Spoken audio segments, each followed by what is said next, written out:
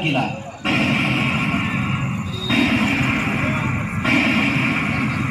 त्याच क्षणी संध्या समय त्या खांबातून भगवंत विराट विशालकाय नृसिंह रूपात प्रगट झाले।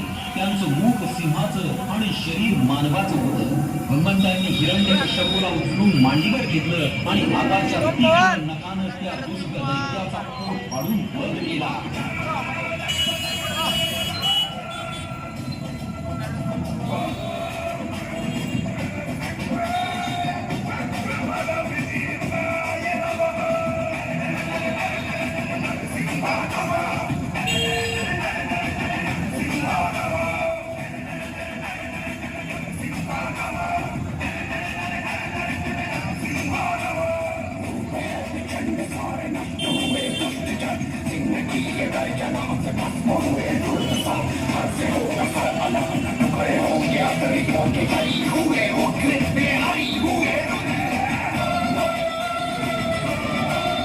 आम्हाला सदैव सहकार्य करणाऱ्या